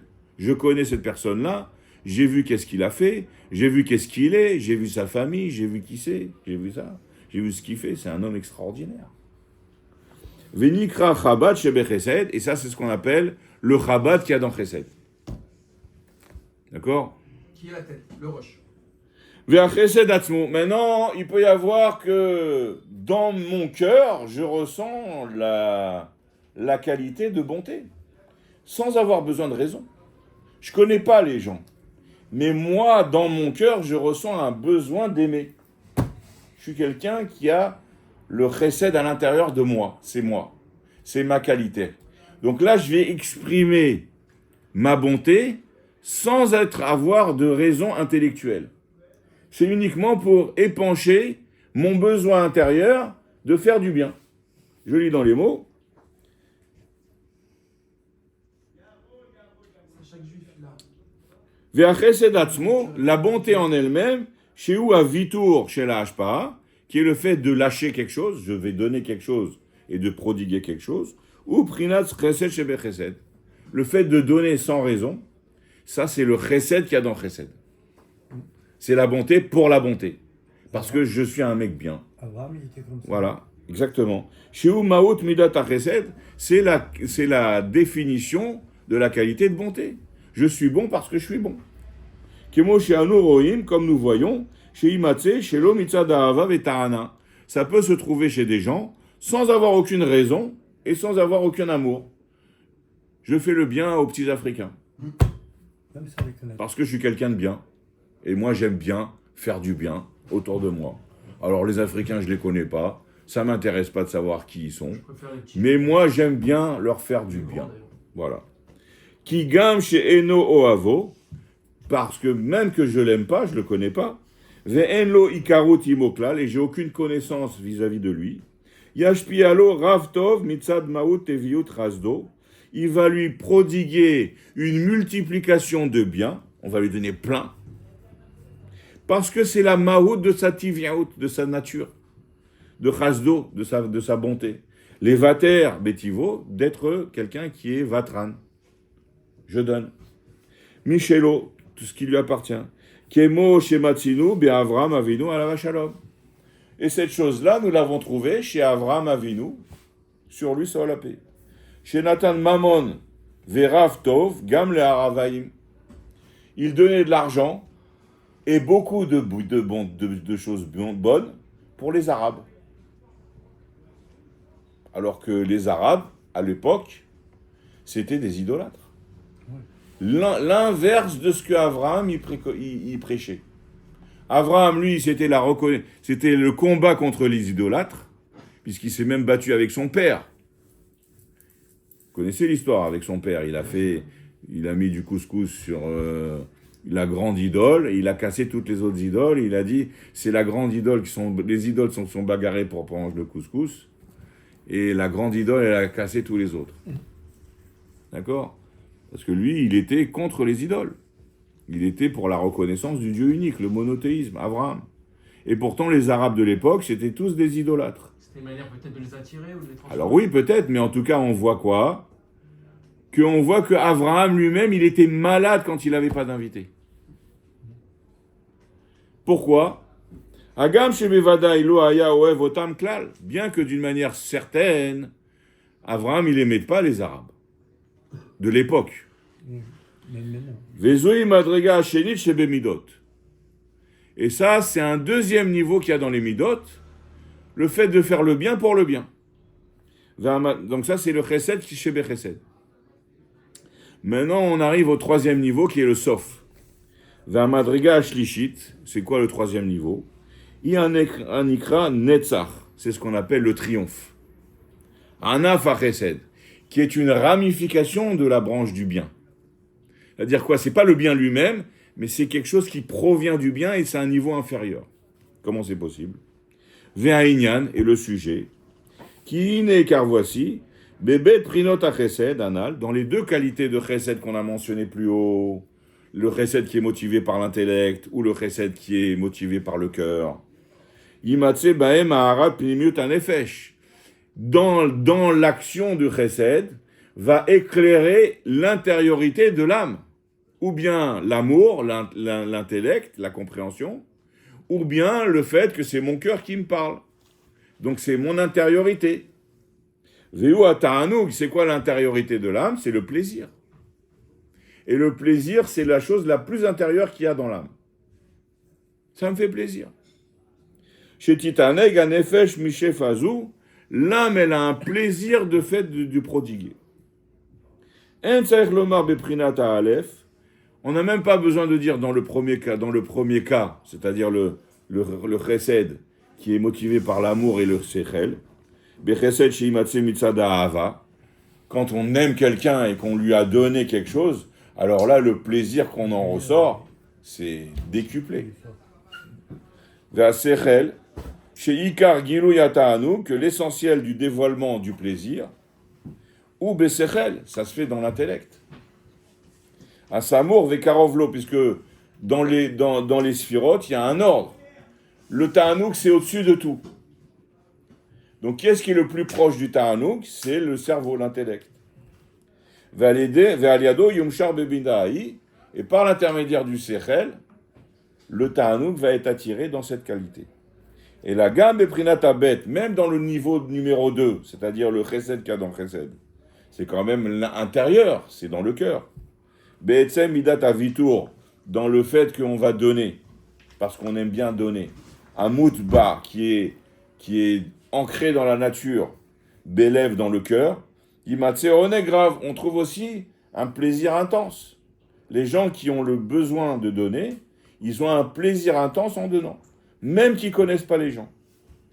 Be'ashlimo Teva Midato, par le fait qu'il a étanché ou bien apaisé la nature de sa qualité. Ki ata anu git pachet bemidot achesed bilvad. Car il pachet bemidot shebelev. Le ta'anoug, le plaisir, il peut se répandre même dans les midot qui sont dans le cœur. Quand on est amoureux de quelqu'un, on a dans le cœur quelque chose, on ressent quelque chose, on a un plaisir. Veze shematzinu be'Avram Avinu alav shalom. Et cette chose-là, on l'a trouvée chez Avram Avinu, que sur lui soit la paix, que lorsqu'il n'avait pas trouvé de personne à qui donner, il était en souffrance. Chez Nitztaher, il avait de la souffrance, que chez Lo Ayulo Ochim, lorsqu'il n'avait pas d'invité. D'où est-ce qu'on a appris cette chose-là? Il y a 3 ans. Voilà. De l'histoire que le 3e jour après la Brit Mila, Hachem, il a fait sortir le soleil de son fourreau. Il y avait une chaleur tellement grande que tout le monde ne voulait pas sortir dehors. Et Abraham, il n'avait pas d'invité. Et il est sorti dehors, il se mettait à la porte de sa tente, sous le soleil, malgré qu'il était très faible, très affaibli du fait qu'il avait fait la Brit Mila, parce que lui, il n'en pouvait plus. Comment ça se fait que j'ai pas d'invité? Jusqu'à ce que Hachem, il a été obligé de lui envoyer 3 anges. Et comment ça se fait qu'il avait une souffrance? Parce que la souffrance, c'est l'inverse du plaisir. Si j'ai pas de plaisir, j'ai de la souffrance.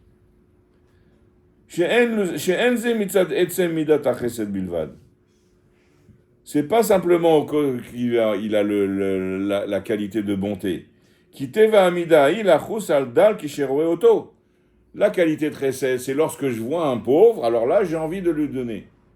Mais si je vois personne, ou si je vois personne, pourquoi je vais me mettre en souffrance?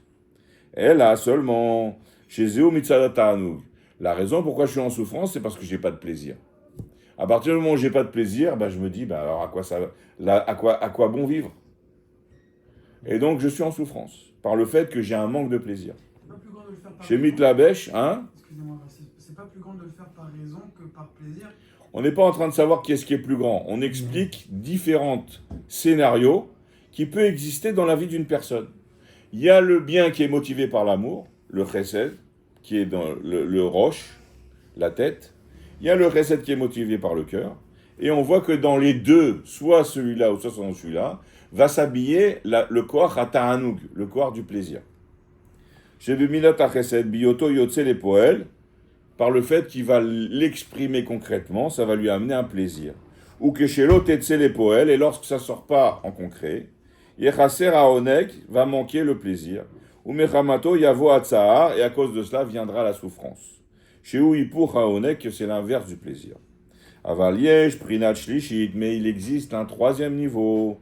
Veu Prinat Chesed, ça c'est la qualité de Chesed. Abba Bederech Nitzachon, qui vient uniquement par un triomphe. Ça veut dire quoi, il y a un triomphe? Ça veut dire qu'il y a eu un combat avant. Chez Menatseach, qui va triompher Atzmo sur lui-même. il va combattre pour lui-même parce que j'ai pas envie de lui donner. Pourquoi? Je le connais pas. Et je l'aime pas. Et je suis pas quelqu'un qui a envie de faire du bien. Et malgré tout, je vais triompher à lui donner.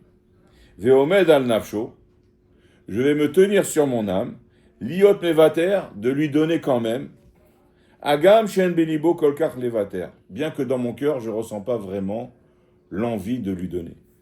Lo mitzada avalizulato, c'est pas parce que j'ai un amour vers ce prochain-là. Velo vatranut tivit, et c'est pas parce que c'est ma nature d'être bon. Je suis pas un homme bon. Je suis un homme normal. J'ai pas besoin d'être bon. Et là, derrière Nitsuar, c'est uniquement un triomphe que j'ai fait à l'intérieur de ma personne, où j'ai eu un combat interne. Je lui donne pas, c'est un drogué, c'est pas un drogué, j'ai pas envie, je le connais pas, patati patata. Veakfia, et je me suis courbé, je me suis forcé. Levad, c'est uniquement parce que j'ai décidé de lui donner. C'est-à-dire, en d'autres termes, la raison pourquoi je voulais lui donner, j'ai oublié. Mais malgré tout, je lui donne. Dans cela, il n'y a aucun plaisir. J'ai pas de plaisir à lui donner. Je lui donne uniquement parce que je me sens forcé. Il n'y a pas d'éclairage de l'intériorité de l'âme dans ça. Il n'y a que la superficialité de l'âme qui va s'habiller là-dedans. Les natséar pour triompher, blit à amklad sans aucune raison. Et donc ça, c'est ce qu'on appelle le sof. C'est en dehors du corps. Ça qu'on dit. Sans aucune raison, ça. J'ai pas envie de le faire, je le fais, mais sans raison. Sans raison. Parce que il faut le faire. Parce qu'il faut le faire. Je le fais parce qu'il faut le faire. Parce qu'il faut... Dieu, il m'a dit qu'il faut donner à Zdaka. Moi, j'ai pas envie. Ouais, c'est moi qui... C'est un combat intérieur. Je lui donne ou je lui donne pas, celui-là. Avec ses points noirs. Donc, Chacun avec son point noir. Voilà. Quand il est généreux, mais peut-être qu'il regarde toutes les gonzesses de la planète Terre. Sans sentiment. Un exemple. Voilà. Sans sentiment. Sans sentiment. Je lui ai donné sans sentiment. Je fais, c'est tout. Battel. Valder nimtsa beprat, bekol mida. Et maintenant, tu peux savoir ça, que c'est pas simplement... C'est pas simplement que pour le chesed, mais pour chacune des midot, il y a aussi ces trois niveaux-là. Il y a la mida qui est motivée par l'intellect, il y a la mida qui est motivée par le cœur, et il y a la mida qui est motivée par le fait qu'il faut faire ça, même si je ne comprends pas. Quand on se force, c'est le kavech, non? Hein? C'est peut-être troisième niveau kavech. On va voir. Il lui dit sauf. Là c'est plutôt les pieds, les jambes, les cuisses. Mais le cas, c'est... Bon, on peut être ça aussi. C'est l'organe le plus... C'est plutôt la vésicule biliaire. La vésicule. Gimel prinot elu, kemo bechesed, comme pour le chesed, animtsa mitzad ahava, qui vient à cause de l'amour. Ine ahava ya mouchin. L'amour, c'est le cerveau. Via chesed, via vitour, et le fait d'être bon, avoir un bon cœur et de donner quand même. Amour gage belet qui est ressenti dans le cœur. Besha azou à cet instant-là. Nikra chesed shebe chesed. Ça s'appelle la bonté qu'il y a dans la bonté. Vegmar anetina. Mais lorsqu'on conclut et qu'on donne concrètement, lorsqu'il s'agit de signer le chèque, n'est-ce pas? Là, ça fait mal. J'ai oublié le stylo. Voilà. Ah, il n'y a plus d'encre. Au début, tu m'as présenté ton projet et j'ai adhéré à 100%. Mais c'est extraordinaire ce que vous avez fait, monsieur. Vous méritez toute ma sympathie et toute ma reconnaissance. Je vais vous donner tout. Après... Oui, je suis un homme bon, j'ai décidé de donner parce qu'il faut donner, parce que j'adore donner, etc.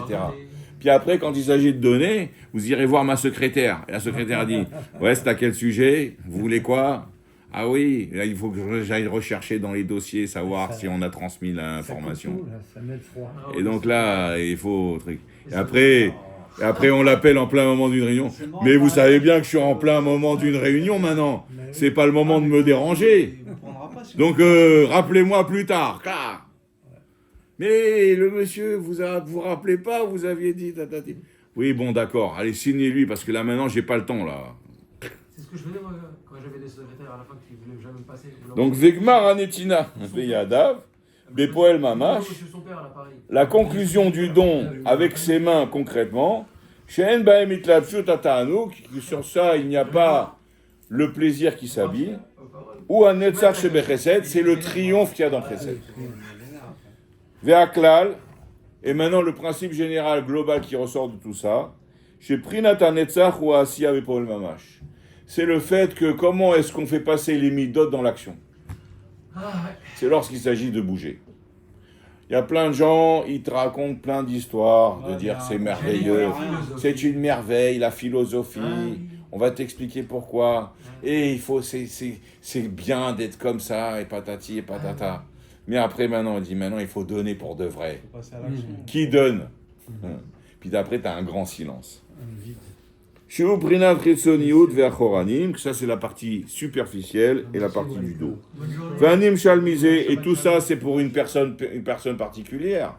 Maintenant, le Nimshal de ça, les Maala en haut, Gamken aussi pour Hachem, au niveau d'Hachem, eh ben c'est la même chose. Il y a Hachem quand il veut donner par le fait qu'il a compris qu'il faut donner au peuple d'Israël qui sont les meilleurs, et patati, je les ai choisis, et je sais pourquoi je les ai choisis. Parce que je les connais depuis l'origine, depuis la nature et depuis leur source, d'où ils proviennent. Bemidotav chez la Kadosh Baruch Hu, dans les qualités du Saint béni soit-il. Ane Tzalot Mimenu, qui émane de lui. Agam Kilo Marchevotai Marchevoterem, bien qu'on ne peut pas comparer Hachem avec nous. Les pensées d'Hachem ne sont pas nos pensées. Mikol Makom, et malgré tout, Mi Besari et Chezeloka. De notre chair, on peut arriver à capter et à comprendre et à saisir la divinité. Ça, c'est écrit dans Yov. Les Haskil, pour pouvoir comprendre Alderer Dougma, grâce à l'intermédiaire de ces exemples, mais at miséer, un petit peu du petit peu de comment ça se passe chez Dieu. Veine, et voici.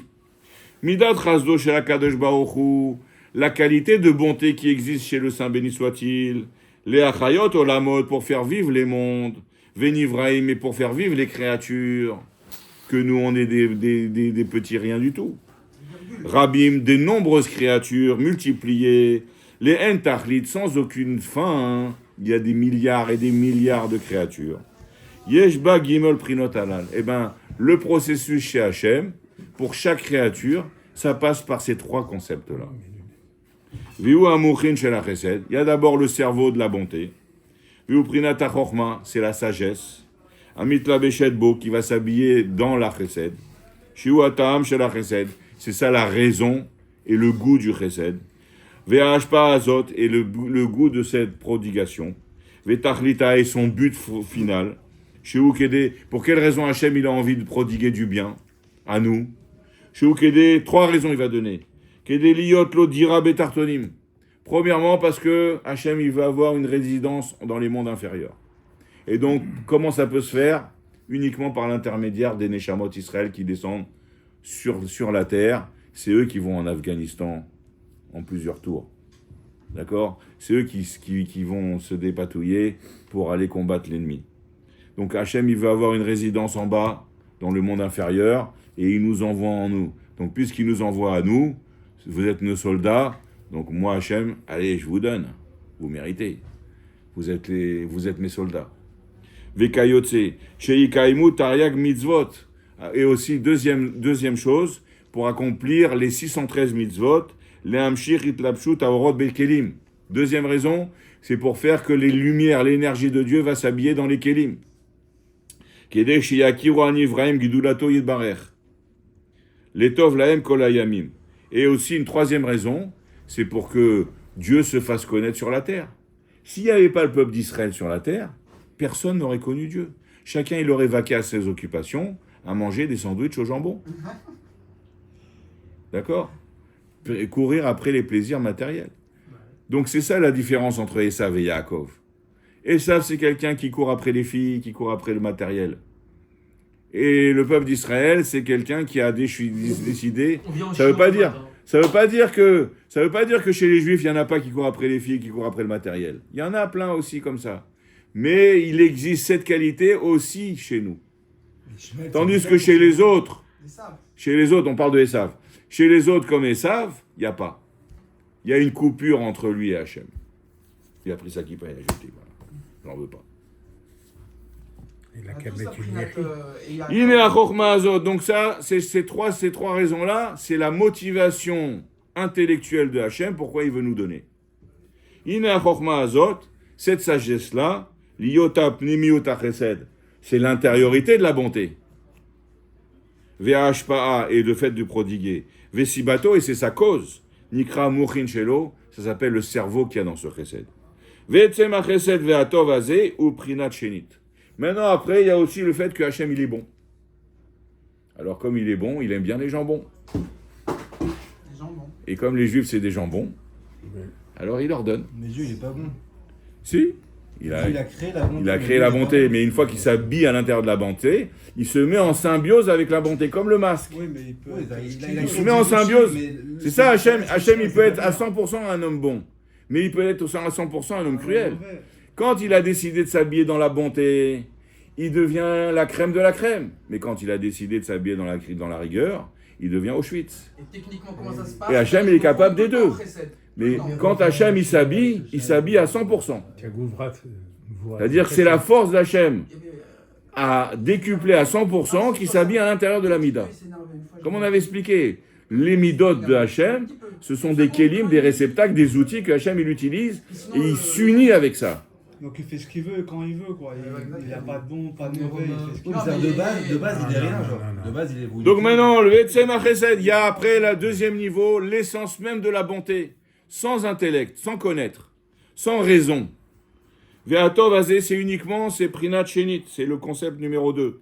Ve'imatzet simatzeh lifamim, et elle peut se trouver, certaines fois, chez Yehistalkut Prinat Amochim, que des fois, la raison, elle est partie. Pourquoi ? Parce que moi, je t'ai envoyé pour être un soldat, et tu fais des barbecues avec les Afghanistan, avec les mecs de Al-Qaïda. Donc tu fais pas ton travail. Donc maintenant, t'es plus soldat, là, maintenant. Donc j'ai plus envie. Je suis restaurateur. T'es devenu restaurateur. Je peux pas dire ça. Bah oui.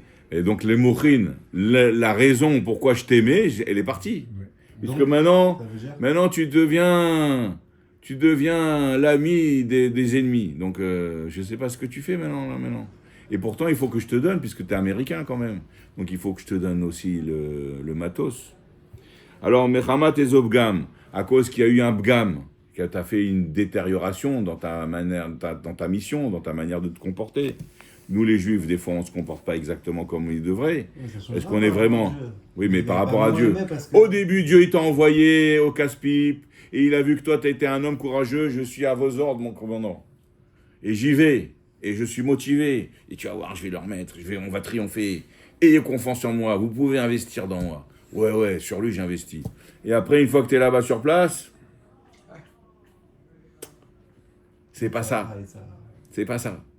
Et donc après maintenant Dieu il dit bah il y a plus de raison on les préfère pas plus. Mais quand même comme moi Dieu je suis quelqu'un de bon. Allez donne-leur c'est pas grave. C'est mes enfants. C'est mes enfants. Shelo yashlimu Israël tariyam mitzvot. Israël vont pas faire les 613 mitzvot d'une manière parfaite. Alder machal comme suppose dire un machal qui est fi chiyuv ha-chokma v'atam comme l'obligation de la sagesse et de la raison. Mais malgré tout, malgré tout, Hachem il va prodiguer le bien et la bonté par le fait que lui-même il a cette qualité de bonté. Les étifs de faire du bien, les réouïm à ceux qui méritent, les sheinam réouïm, et aussi même si dans l'eau il y en a quelques-uns qui sont des brebis galeuses, c'est pas grave. Donne-leur, c'est tout, on s'en fiche. Ou les She'enam. She'enam Reouyim, ceux qui ne sont pas méritants. Ou Ambrose Razal, et comme nos rabbanim ils ont dit, Dor Enoch, la génération de Enoch, c'est-à-dire le fils qui était après Chet, l'humaniste, n'est-ce pas? L'humaniste qui ne voit que l'humain, qui ne voit pas Dieu, n'est-ce pas? Il fait passer l'homme avant tout. Avant d'être juif, soit d'abord un homme. D'accord? Nizunim bechazdo chez la Kadosh Baruch Hu, le Midrash il dit, d'où ils étaient riches, ils étaient immensément riches, ils avaient de l'argent à profusion, etc. D'où venait leur richesse? Eh ben c'est parce que Hachem il est bon. Et puis c'est des gens bien. Comme c'est des gens bons, eh ben on leur donne du jambon. Vers Gimel, maintenant on passe au troisième niveau. Là maintenant Hachem il est pas bon, il n'a pas envie d'être bon. Il s'est réveillé le matin. Il n'a pas l'humeur. C'est pas le moment maintenant. Hein. Tu vas l'exciter. Commencez pas avec moi. Hein. C'est qui? Vous pouvez lui donner 100 millions là à lui. C'est pas le moment hein, ce matin. Hein. C'est qui lui d'abord? C'est lui. Ah ouais mais il m'a trahi celui-là. Ah, donc je l'aime même pas, je l'aime même pas. Non seulement je l'aime même pas, mais aujourd'hui, j'ai pas envie d'être bon. Mais quand même, donnez-lui, c'est un Américain, il mérite. Il fait partie de votre...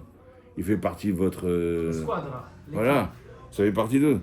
Bon, alors on va leur donner quand même. D'accord. Agimel ou Prinat Netzar, ça c'est le côté de triomphe. Anaf Chesed, qui est une branche qui sort du Chesed. Ça veut dire c'est lointain. Veuinyana Ashpa'a, ça c'est quand Dieu y prodigue. Aba'a qui vient, Beprinat Nitsuar Bilvad, uniquement parce qu'il y a eu un triomphe après un combat intérieur, uniquement par ça. Ashpa, c'est Aga, pas en hébreu moderne. Ashpa, ça veut dire. En hébreu moderne. En hébreu moderne. C'est pas poubelle. Non, Ashpa, Ah, Ashpa. pas Ashpa'a, avec un Aïn. Non, non, Ashpa'a. Agam she'ena chesed hazeh bechafitza, bien que cette bonté-là, elle n'est pas désirée, chashika, ni avec une envie, pnimiut interne, mechamat eze monea veta'ana me'akevet, c'est pas parce qu'il y a quelque chose qui l'empêche et il y a des arguments qui la retiennent. Va'efresh basé, ou beprinat hachesed, c'est dans la manière comment il va s'exprimer la bonté. Yeshbo itlapshut ta'anug ha'elyon. Des fois, il y a le plaisir supérieur de Dieu qui va s'habiller dans ce chesed-là. Mimakor ta'anugim, qui provient de la source des plaisirs. Anikra atik yomin, qui s'appelle l'ancien des jours, atik yomin. Ou le kach unikra adain, et c'est pour cela qu'il est appelé encore Miklal Goufa de Malka. Il fait partie du corps du roi. Mache Enken Prinat Nitsuar, par contre, le concept de Nitsuar, de triomphe, ou Keshen Gilo Yata'anuk Kolkar. Il n'y a pas le dévoilement du Ta'anuk. Donc, c'est ce qu'on appelle en dehors du corps, les cuisses qui sont en dehors du corps. Les Hpia pour prodiguer. Et là, Prinat Nitsuar Levad, c'est uniquement par triomphe, ou Keinyan Shtok. Et comme le sujet de l'histoire où Dieu il a dit tais-toi, c'est comme ça que j'ai décidé. J'ai décidé, c'est tout, j'ai décidé. Pour Moshe? Non, c'est pour l'histoire. Les 10 martyrs. Ouais, les 10 martyrs, ouais, exactement. Oui. Ah, aux anges, il leur a dit taisez-vous. Voilà, tais-toi, c'est comme ça que c'est Rabbi décidé. Akiva et son équipe. Vezeusod shenikra netzar veod, et c'est ça qu'on appelle, c'est pour ça que netzar et od sont appelés les harve nachal. Les branches de saule qu'on met dans le loulav. Et que le saule, c'est quoi sa qualité? C'est justement qu'il n'en a aucune. Il a ni goût, Ni odeur. ni odeur. She'en ba'em lo ta'am velo reach. Venikra gamken yachin delbar migufa. Et ils sont appelés aussi les cuisses qui sont en dehors du corps. Et donc c'est pour cela que, Et que ça dépend malgré pas. qu'ils sont les moins chers, c'est eux les plus importants. Parce que c'est grâce à elles que tu vas recevoir, coûte que coûte, ce que tu dois recevoir. Alors qu'il n'y a plus de raison pour qu'on va te donner. Ukmoken bekol mida, et ainsi pareil dans toutes les midot, bepra d'une manière détaillée, yesh gimel prinot elu, existe ces trois qualités-là. Kemo prinat achokma shel chesed, la sagesse qu'il y a dans chesed, ve chesed atzmo, le chesed qu'il y a dans chesed, chez bepne miyuto, que dans son intériorité dans les deux cas, ve gmara ashpa'a, et après, il y a la conclusion de la prodigation. Nikra Netzar, c'est ça qu'on appelle le triomphe. Les Zeusod Yarkin Delbar Migufa, et c'est ça le secret qu'il a dit dans le Zohar, les cuisses qui sont en dehors du corps. Parce que le corps, c'est le cœur, c'est le ressenti, le plaisir. Mais dans les cuisses, il n'y a pas de plaisir. Les cuisses, c'est... Voilà, exactement. C'est le truc qui porte la charge. Donc, il n'y a pas de plaisir. C'est uniquement l'ustensile de prodigation pour donner, sans réfléchir. Et maintenant, grâce à cette introduction-là, Yuvan Derech HaRamak, on va comprendre l'enseignement du Ramak. Oui, Bah, Rabbi Moshe Cordovero du Pardes. Justement, en bas, ce qui sort à partir du buste et du truc mis à part. Ça, il faut que j'arrête maintenant. Hein, Mis donc, à part les pieds. on va arrêter, on continuera ça la prochaine fois. Mis à part les pieds et les jambes, il y a